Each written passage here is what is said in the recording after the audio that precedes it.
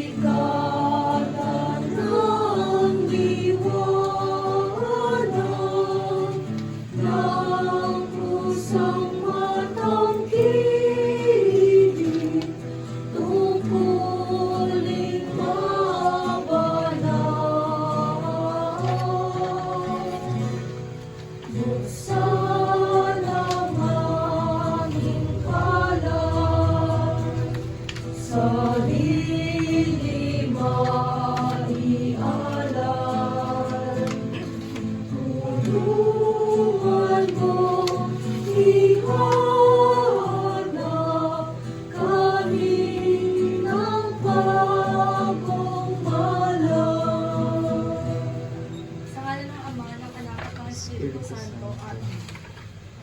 Panginoon namin, sa aming kalungkutan ay tumatalima kami sa iyo. Nananalangin kami sapagkat alam namin na ikaw ay kasama namin. Natitipon kami sa iyong pangalan na buong pag-asa na kaawaan mo ang kaluluwa ng lubhang mahal sa amin. Gayon din, Panginoon, pag-aanin mo ang aming pagdadalamhati at ibsan ng aming pangungulila. Panginoon, naniniwala kami na tutugunin mo ang iyong pangako sa amin at sa lahat ng namatay ng mga Kristiyano.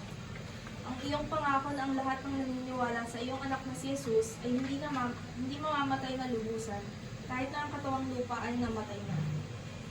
Panginoon namin, inilalagay namin sa iyong palad ang aming pag-asa na sila'y magkakaroon ng buhay na walang hanggan.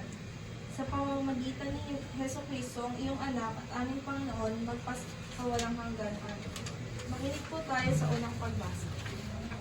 Pagbasa mula sa ikalawang aklat ng Makabeyo.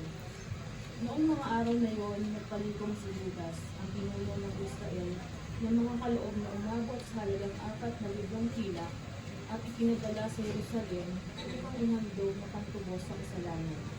Ginawa ni itong Judas sapagkat naniniwala siya sa huling pagkabuhay ng mga patay.